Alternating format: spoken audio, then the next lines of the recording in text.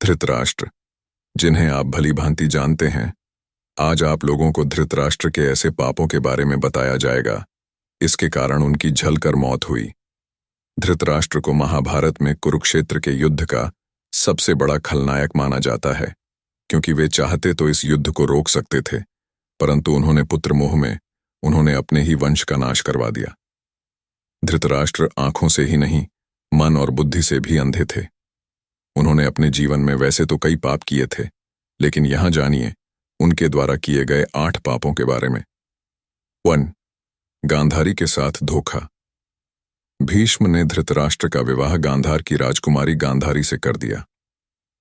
गांधारी को जब यह पता चला कि मेरे पति अंधा है, तो उसने भी आंखों पर पट्टी बांध ली।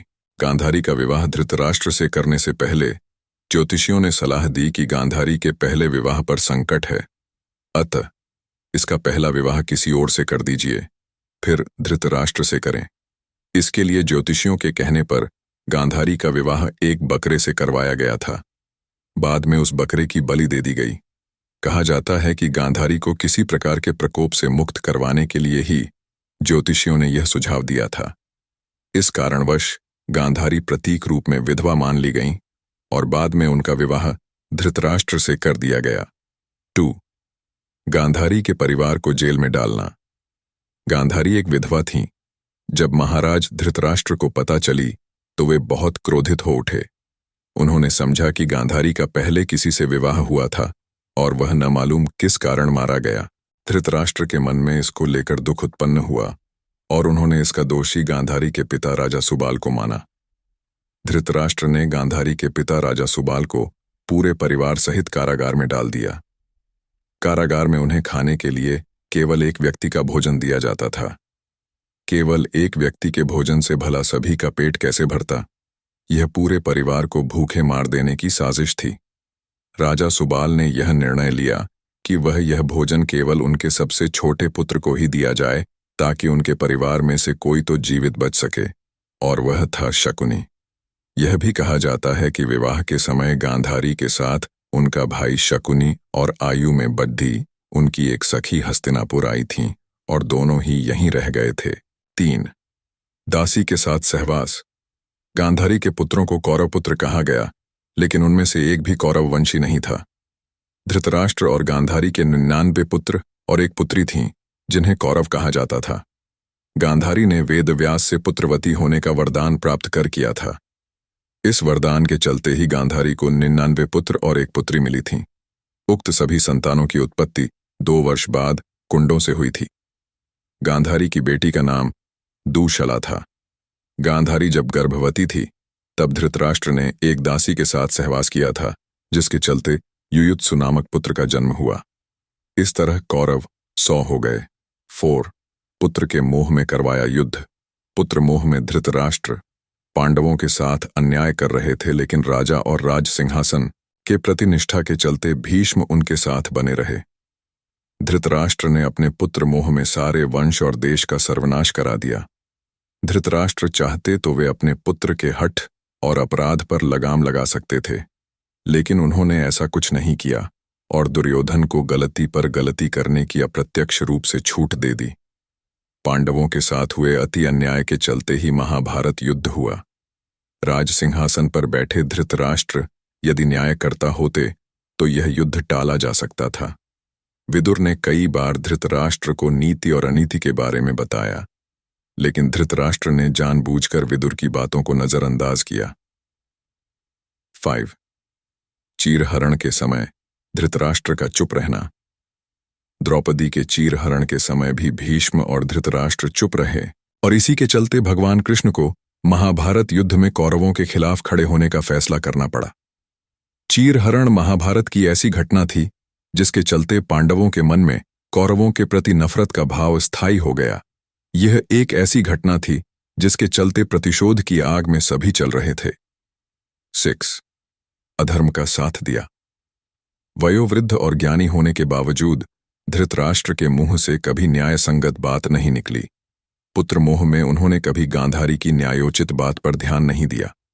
गांधारी के अलावा संजय भी उनको न्यायोचित बातों से अवगत कराकर राज्य और धर्म के हितों की बात बताता था, लेकिन वे संजय की बातों को नहीं मानते थे।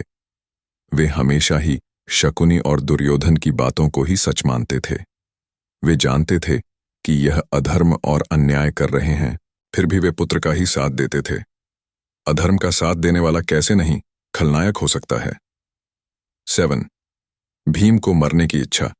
युद्ध का अंत हो चुका था और पांडुपुत्र भीम ने धृतराष्ट्र के पुत्र दुर्योधन का वध कर दिया था। इसको लेकर धृतराष्ट्र के मन में क्रोध और बदले की भावना प्रबल हो उठी थी। अतः मौका पाकर धृतराष्ट्र भीम को मार डालना चाहते थे। एक बार की बात है, जब महाभारत का युद्ध जीतने के बाद 5 पांडव श्री कृष्ण के साथ हस्तिनापुर महाराज धृतराष्ट्र से मिलने पहुंचे तो भीम के अलावा सब ने धृतराष्ट्र को प्रणाम किया तथा उनके गले मिले।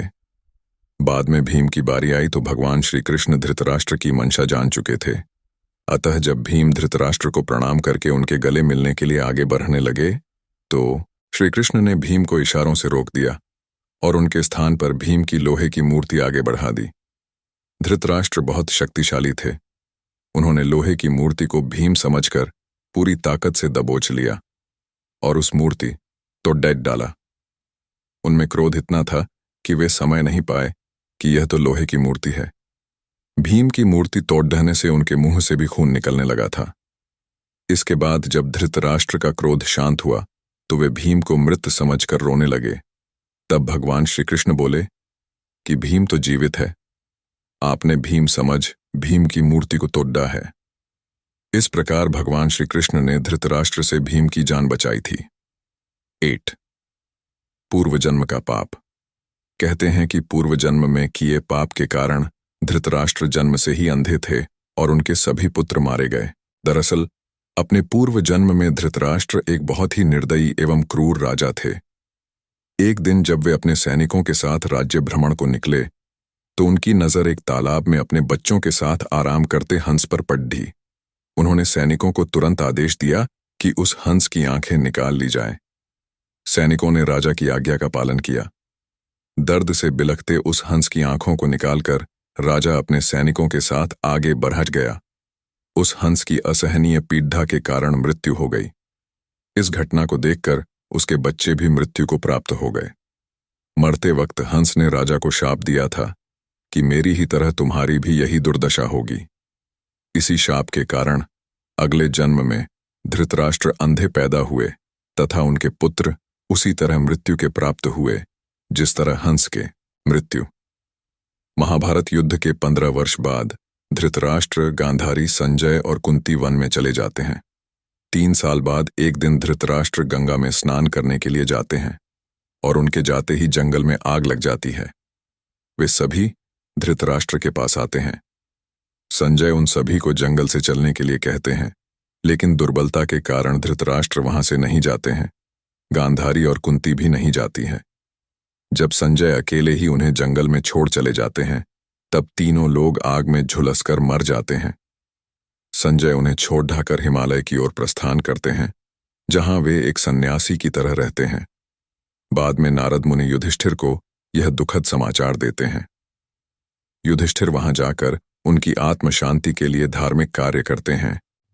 तो दोस्तों, कैसा लगा आज आप लोगों को हमारा वीडियो? आशा करते हैं सभी को पसंद आया होगा। पसंद आया तो हमारे चैनल को सब्सक्राइब जरूर करें